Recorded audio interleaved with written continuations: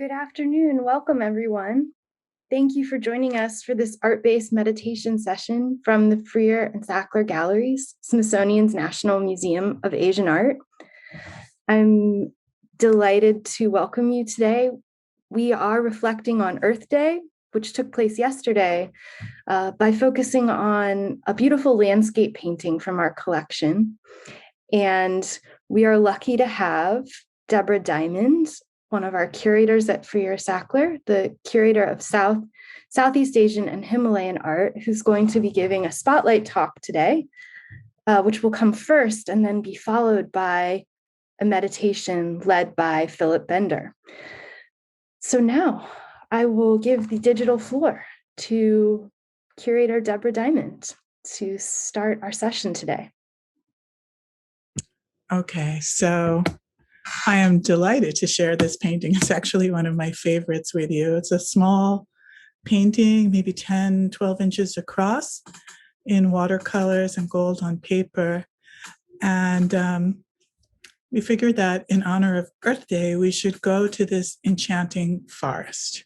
So the artist has painted this idyllic grove, right? There's cranes and deer, ducks, heron, parrots, and all sorts of these sort of fantastic lollipop trees. And it's all painted in these very, very rich mineral and vegetable colors. And the splendor of the landscape is actually the exact subject of this painting itself. It's a folio from a manuscript from an illustrated Ramayana. And the Ramayana is the great Hindu epic about the prince god Rama.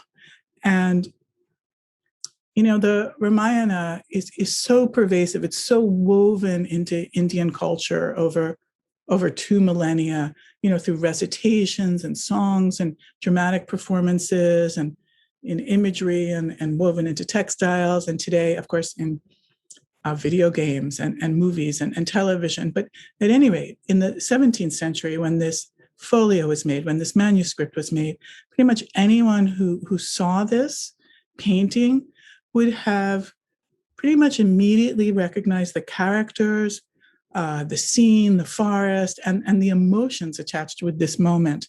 So I thought, I should begin first with the story that's here. So let's go in a little bit. Okay, so we can recognize Prince Ram. He has his arms open wide, and he's blue because he's an incarnation of the great Hindu deity Vishnu, who's also blue. And Ram he's just been exiled from his kingdom of Ayodhya for 14 years. And he's gone into exile with his brother Lakshmana, who's right behind him, and his wife Sita. And they have given up everything. There are no horses or elephants or servants carrying stuff. They only have, you know, what they can carry on their bodies. And they're looking for a place to stay. I mean, this is their first priority. They have to find a good place to live so that they can build a hut and kind of wait out their exile. And Rama is an ideal man, really. And so he is determined in this case to make the best of, you know, exile. And he's walking through this forest. It's called Chitrakuta forest, right? And he's describing like how beautiful it is, like very enthusiastically, to his brother and his wife. So he's drawing attention to, you know, that these trees that are dripping with honey. And he describes like, you know, things that would conjure like the scents and the fragrance and the sounds of the forest. But also, I mean, this is pretty key. He's also describing this as a place that could sustain them. That could nurture the family. So not only references to things that they could eat, but also a couple of the trees that he mentions, for example, like the bilva are medicinal trees. You use them for Ayurvedic medicines. And I'm going to read you this translation. Just before I do that, one thing about the verse. So notice that first it begins, he's speaking first to Sita, right? And he begins by comparing her eyes to lotuses, because that's a sign of beauty. But also there's this equation between the body, between the self and nature. And then he addresses Lakshmana, his brother. And then finally, the verse ends with the words, "O friend." So he's also speaking to us. It's very generous painting that we're also seeing, that we're also included in. Okay, so let me read this in translation for you. So he says, "Oh, Sita with eyes like lotus petals, look, look, see the flame of the forest trees that are in full bloom. Spring has come." Yes, we worked this out, so we were going to show you this painting right in spring. "Spring has come, and they're covered with garlands of bright red flowers. Look, look at the Balactica and Bilwa trees that are bent over. They're so laden with fruit and leaves. Surely this is a place we can live. And oh, Lakshmana, look at the honeycombs that the bees have left hanging on each tree. In this delightful forest that's strewn with fallen flowers, the peacock responds to the cries of the Natuha bird. This pure grove, this Chitrakuta forest, this would be a pleasant place for us to live, oh friend."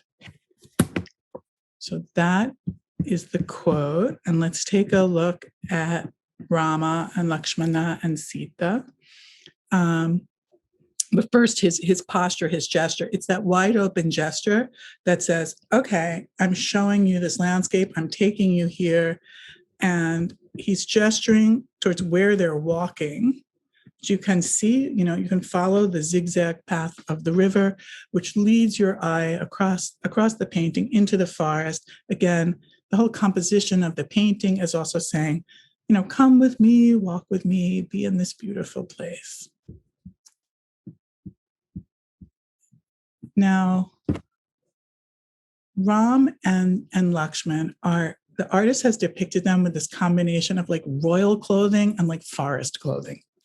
So they still have their crowns and lots of jewelry, and they also have their weapons because they're warrior kings. So those big black circles are their shields, and they have bows, bows and arrows. You can see Ram's arrows are in the quiver right behind his waist. And Ram is known, of course, as the sort of like the greatest of all, archers. And he's also got a sword and he's got a dagger. But he's only wearing a dhoti, like a skirt, right? So he's given up his royal, raiment. And Lakshmana, in fact, I just noticed this, is wearing, can you see this? Can I go a little closer for you? Lakshmana also has around his waist, he's got the sash, right, with these big flowers on it. So that's totally in the style of the great imperial Mughal court and Shah Jahan. But he's also wearing around his waist a little antelope skin. So that's something that ascetics wear. It's also used as the skin of an antelope would be something you would sit on. But it's also, an indirect allusion to the fact that one of the things that the Chitrakuta forest offers them, is game, in which they can hunt and eat. And then behind, yes, I'm sorry to say that the woman comes last, but there we are. But behind them is Sita. And here the artist has delighted in showing us that she's wearing actually a very fine textile. It's a really finely woven cotton, and so it's transparent, and it's embroidered with little white flowers. And we can see that it's transparent because when it goes over her orange underskirt, it's orange and reddish. And when it goes over the shoulder of the yellow shoulder of her blouse, it turns kind of a warm orangey and then darker against the green of the forest. So the trees in this, the artist has painted them. He hasn't painted specific trees. So anyway, here we are now. You're really in the forest, aren't you? So anyway, you can just see that this variety of trees is conjuring up this fecundity, right? On the left, there are these kind of marigold-shaped, or maybe they're chrysanthemum-shaped trees in pink and Indian yellow. And then there's that one that looks like fireworks bursting. And each of these lollipop trees, is different. And the colors are this Indian painting on paper, made for a court in North India. So it's made from, finely ground minerals like lapis and pure gold, of course, but also Indian yellow, which is, a color reputed to have, we're pretty sure now, was made from the urine of cows fed only with mango leaves. And there's this emphasis on rich colors, which the artist very carefully applies so that they get very flat. And then their painting was turned over a lot when it was made. So that would make the colors become more crystalline and shiny. So then when you pick it up, or when you see it on the wall, because we're going to display it in November of 2022, it has this sort of rich kind of glowing surface. Now, the composition is flat. I mean, this was the style in the 17th century in this region of North India, in part because it was made to pick up and hold in your hand. It's flat. It's reiterating the logic of the page, with the exception of the river, which takes us into some space.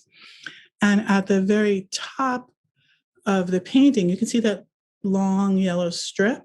So that's a strip where this is not the Sanskrit text of the Ramayana. This is kind of a little hint to tell us what it's about, an abbreviation. It's in Rajasthani, but it's very much like Hindi. So it's saying, this is the Ramayana. We're in the Ayodhya chapter. They're looking while they're walking. They're by the banks of the Ganges, and Lakshmana is behind Brahma. So that's again, another clue again that we're in this very specific moment, in this special place, in a forest that's supposed to enchant and a forest that's supposed to sustain. So let me just say a tiny bit about where this was made.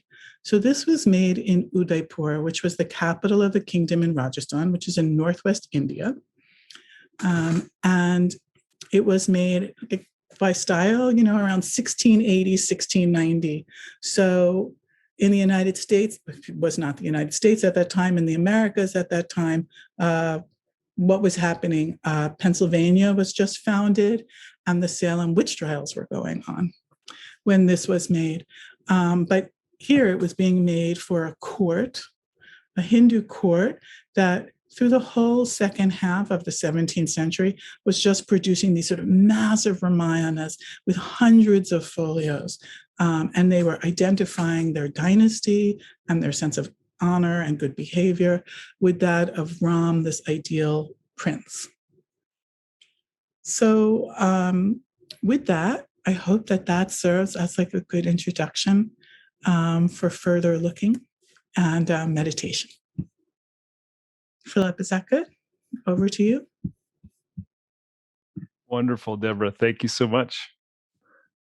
Thank you for the introduction and fantastic detail about this work. Now, my job, first of all, I want to say thank you. It's always a pleasure to join you on Fridays when I get the chance and to share a piece of artwork with you all and explore it together. But my job is to encourage you all to step back a little bit and to slip underneath thinking for a bit and settle into our feeling being aspect of experience. And take a few moments to viscerally connect and be open to the work, and maybe even take some cues from Rama himself and see if his delight in nature can be ours as well. So let's prepare, get comfortable, eyes closed for a little bit. If you're seated, find a position that allows you to be upright and relaxed, settling into the posture, spine tall, softening around the spine.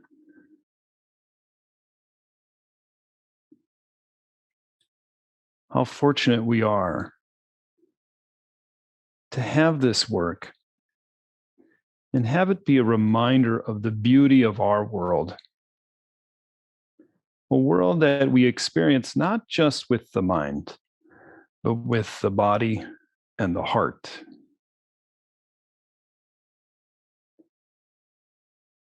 Now, to bring us more into the body, I invite you to firm your right arm. So go ahead and squeeze the right arm. Create a little tension there. Do it as you inhale. And as you exhale, release that tension.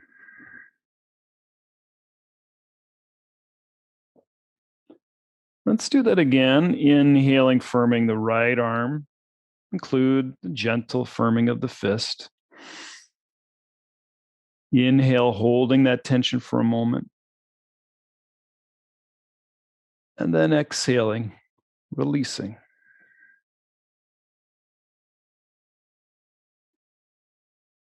Let's do the same with the left arm and hand. So inhaling, firming, a gentle squeeze, just to feel what it's like to feel tension. Hold that tension and then release it. And allow the sensations of release to occupy your attention. Feel the body's feedback. Again, the left arm firming, inhaling. And exhaling, releasing.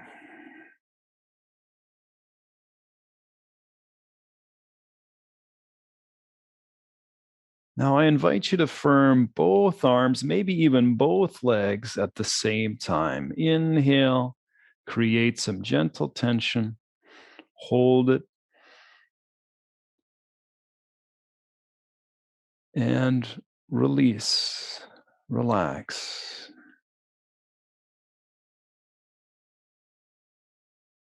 Do this one more time. Inhale, firming the limbs, arms, legs, holding, and letting go with an exhalation.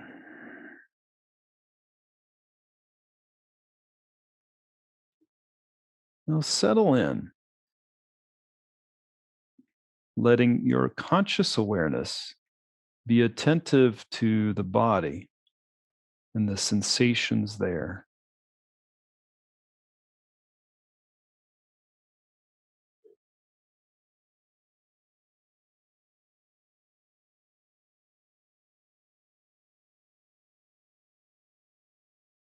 Now let's prepare a little further. Before we look at the work, let's gently open the eyes. But I invite you to soften the eyes. The eyelids heavy.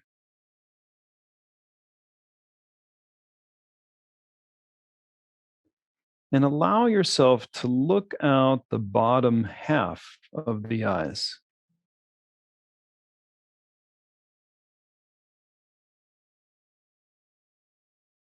Notice how your experience shifts by adjusting your eyes in this way.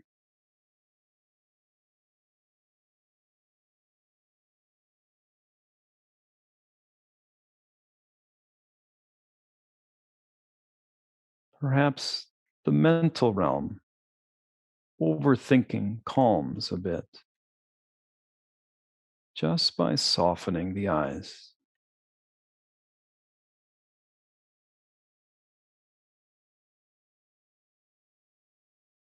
Now, see if you might also invite your vision to be open so that while you're arresting your attention forward, your peripheral field is expansive. You can take in things on your left and on your right.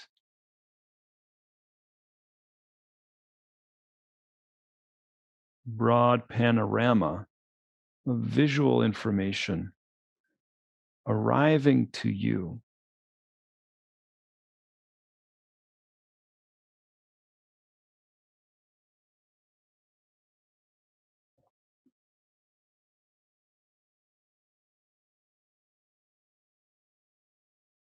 Now, keeping the eyes soft, bring your attention to your mouth. Soften the lips. Relax the jaw.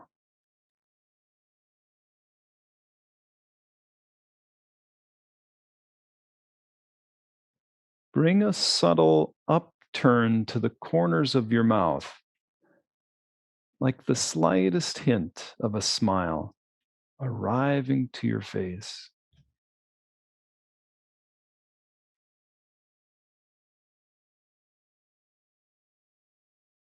Eyes remain soft. Lips forming the slightest smile.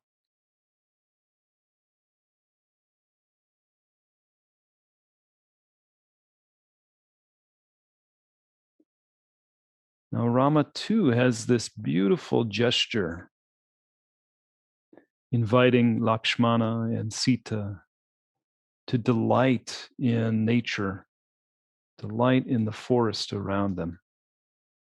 So let's too adopt a gesture, bringing hands to heart. And with an inhalation, open the right hand. And as you exhale, return that hand to the heart.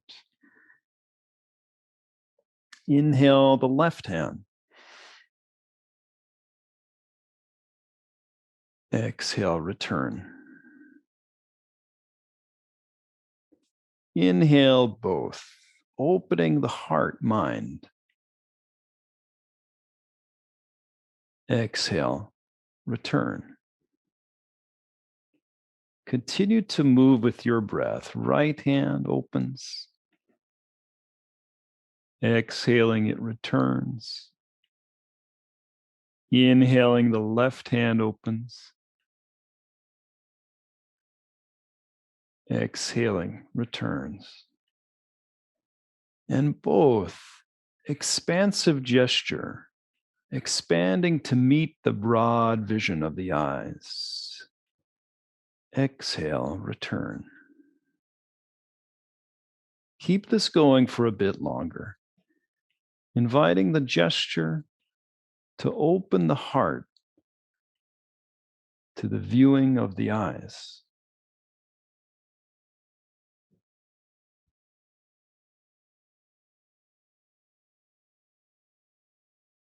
It's as if you can look through both heart and eyes at the same time.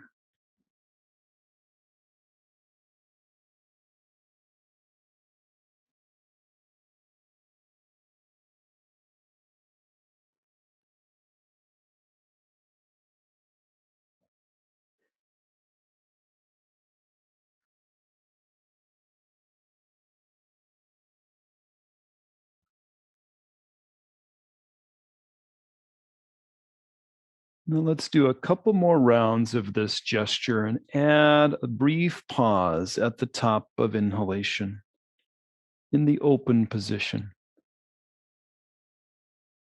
When it's time to exhale, hand returns. Inhale again, open and pause. Exhale, return. Inhale both. And pause. Exhale, return. One more complete round.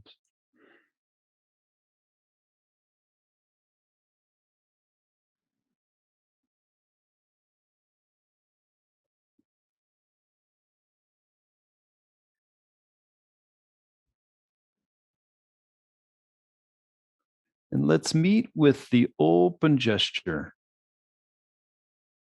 Our heart, mind, open to the world around us.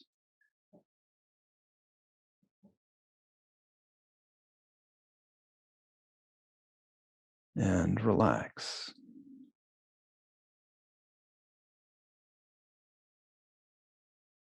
Now rest your hands. Close your eyes for a moment and rest in stillness.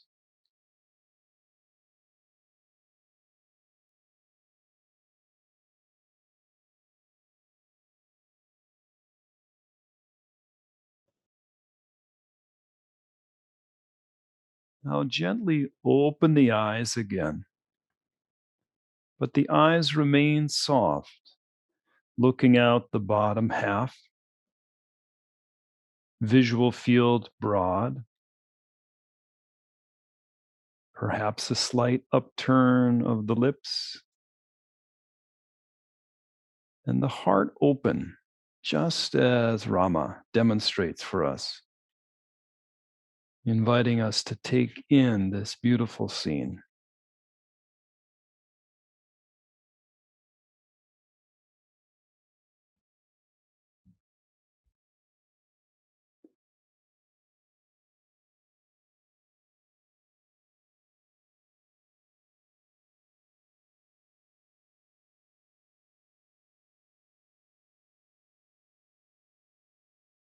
What does Rama delight in?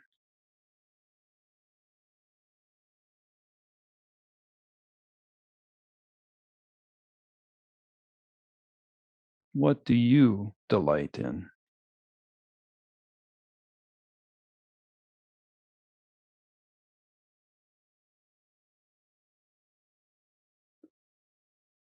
What is alive for you in this moment as you take in this work?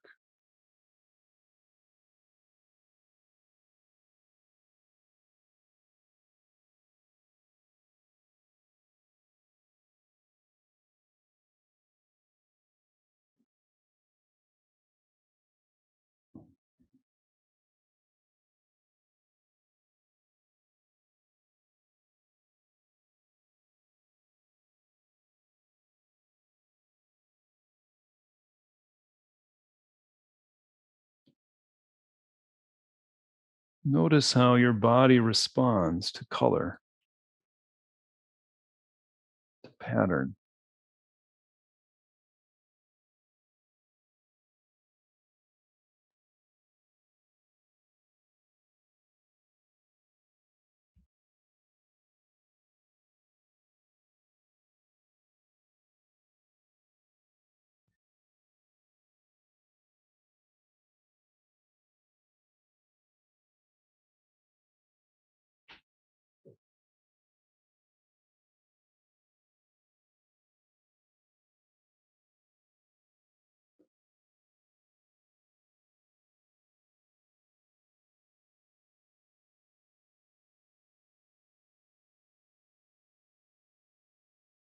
What do you see with your heart mind?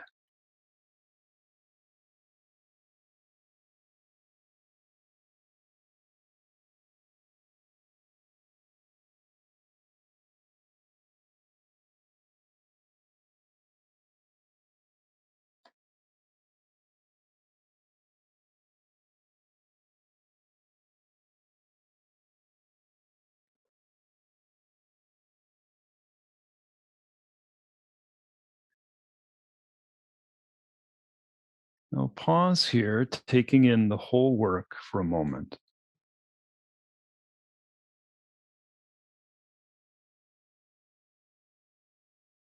Your gaze forward, attending to a single spot, let's say Rama's right hand. But your soft eyes invite everything else to arrive.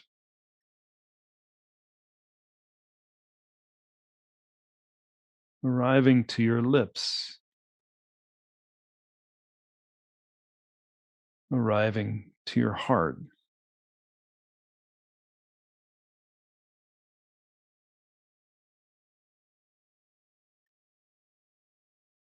What delights you?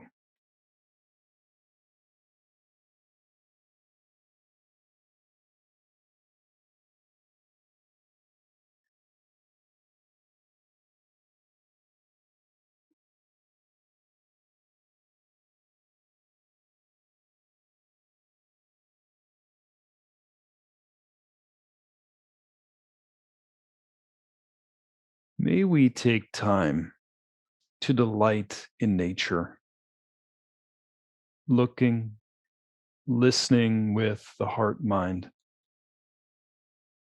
The kind of attention that doesn't seek to separate, but finds itself immersed in the glories of the world. Now, this concludes the meditation. Thank you all for your attention. I'll hand it back over to Grace and Deborah. With peace to you all. Peace, peace, peace. Thank you, Bill. That was so beautiful. Thank you for encouraging us to see with our heart mind and, like Rama, delight in nature. We had some good questions come in the chat, but if you want to take a moment to answer any of the questions that Phil raised in the chat, feel free to put in what was alive to you in the work, and maybe we can go ahead and share the image again so that we can look at it together. But please do add your thoughts. Beautiful. So if there was a part of the painting that was especially beautiful, exciting, alive to you, feel free to add that in the chat. Some people already added some wonderful comments.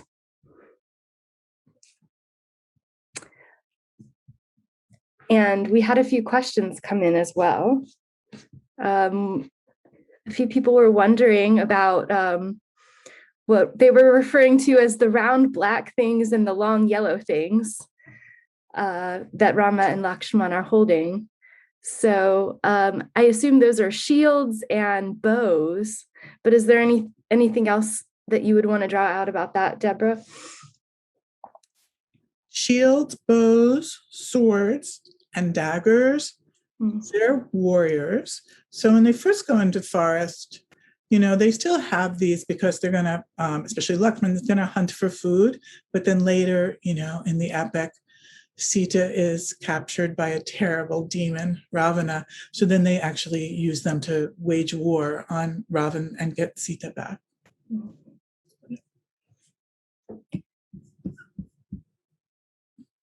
And we had a question from Adrian, who's asking, who would have seen this painting originally? What was its purpose? And were there others like it as well? So from around 1650 to 1700, like in the court, in the royal workshop in Udaipur. And Udaipur is the capital of this kingdom, the Sisodia dynasty that goes back centuries. It's quite powerful and worth looking up on Wikipedia to see it, because you can still go there. And you can visit the palace where this was painted and viewed. So it would have been viewed by various people in the court, but they made a lot of Ramayanas, and these Ramayanas could have hundreds of folios. So I think that they were made not only for the king and his family, but they were given to courtiers. So there would have been sort of a larger, broader sort of group of elites who had access to these folios. Thank you. Some other fascinating questions. Why is Brahma the only one wearing shoes? He has these, looks like, delightful little red shoes on. I love those little juti too. I think that I can only guess here, but what I'm guessing is that there are subtle markers that show us that Rama is, particularly special, the great incarnation of Vishnu. So he's first, and he gets little shoes. And another question was, how is Rama related to Krishna? So, Vishnu incarnated, so came to Earth, was an avatar, came down to Earth 9 or 10 times, depending on tradition, when everything's got really horrible and when there was like a terrible demon who no humans could kill. So one of his incarnations is Krishna, and another is Rama. In some traditions, the Buddha is an incarnation of Vishnu, and we have one more incarnation of Vishnu to come. It should be an excellent, excellent time for Kalki to show up and make things right again. I mean, he could do climate change and COVID. Just saying. There are so many incredible birds and animals depicted here. I love that someone noticed the dragonfly. Maybe there are multiple dragonflies. I just see one that's there in the middle, but I didn't notice that before someone pointed it out in the chat. So that's really cool. But do any of these birds and animals that we see have this important symbolic significance?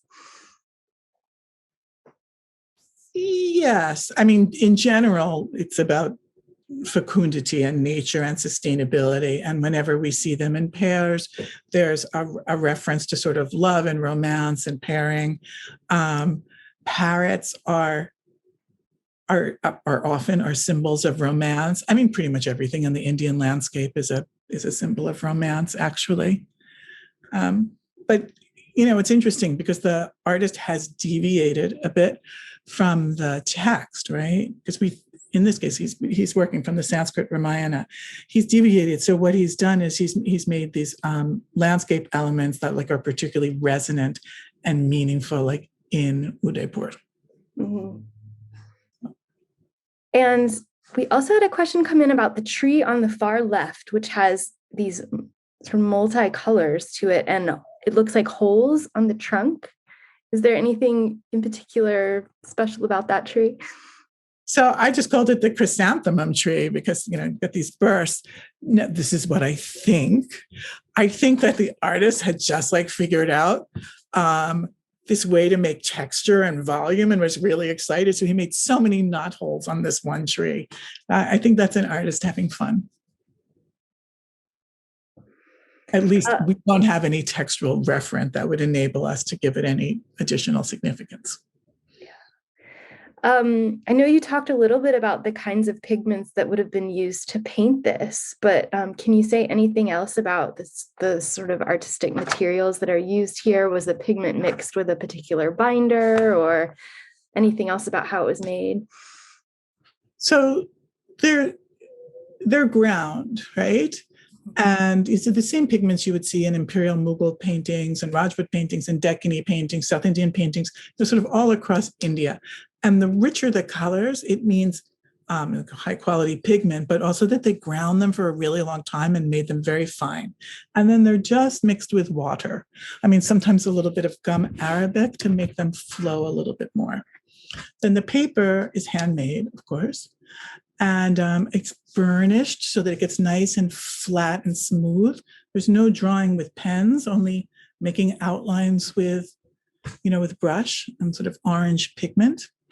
And then there's this very careful layering of colors. The colors are kind of flowed in a way, so it gets very smooth, like cloisonné. And the last color. I mean, sometimes two artists work on one folio, but in the case of, these almost industrial production of these Ramayanas, I think it's probably one artist working on an individual folio, several working on the manuscripts, but it's really the junior painters who turn, the trainees who turned them over and did all the burnishing. And the gold would be very last. And I think one thing I always want to emphasize is that these weren't bound. They were kept in bundles. So, when you were looking at it, you're picking it up and you're holding it in your own hand. And then when you move it, like this is the best part, when you move it, the light plays across the surface and the gold will flicker. So they're alive in a way that we can't quite show you with today's technology. Is the river tarnished silver or was it painted dark intentionally? Oh, that's a really good question. Actually, in this case, I think it was painted dark because what I've noticed in Udaipur paintings, and I really only found this out like in the last year or two, when we started to map the locations of more naturalistic Udaipur paintings, is that they paint like dark, almost black water when it's early morning or sunset time. So I'm guessing that the artist is invoking that time of day, but also he's a very particular artist. Like we recognize him by his zigzag rivers. Like he came up with this thing of making these, white froth at the edge of rivers. Someone's, Kathy Benkheim is preparing a paper on him now, and she's going to name him something like the master of the frothy edged river. But anyway, I think the darkness is a reference to time of day. Thank you. Thank you for sharing all of that information with us, Deborah. And do you want to say anything about the upcoming exhibition that this will be part of? Yeah. Thanks, Grace. I do want to do that. So in November of 2022, we're going to open an international loan exhibition. It's a paintings from Udaipur, but it's called The Splendid Land. And it's particularly about what Udaipur painters do in the next 2 centuries, which is to create these palace-scapes and landscapes that are particularly about expressing emotion, like the bhav, the rasa of paintings. And this is in the exhibition. It's really important because this is like very early. And this is like a very early example of them working to sort of create, like, to evoke like the emotion and the memory, the feeling of what it's like to be in a wonderful place, which I think Philip actually really beautifully emphasized and brought out for us in the session. So the exhibition is going to start with a few paintings like this, and then it's just going to get into these sort of massively large paintings, and we'll have both paintings and soundscape so that we can like drench ourselves in the emotions and sensations of Udaipur paintings. Yeah, so please, everybody, come to that because, inshallah, the world will be back to normal and we can go do something really beautiful together.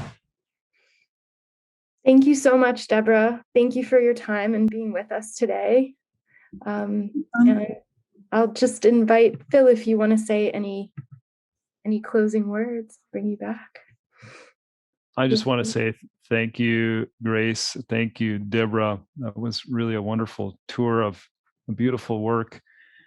And just invite everybody to allow that work to inspire you to maybe go outside, delight in nature, and do what you can to support her in this particular time of great need. Thank you all, and I wish you all peace, peace, peace. Thank you, everyone. We'll see you back here next week. Have a wonderful weekend.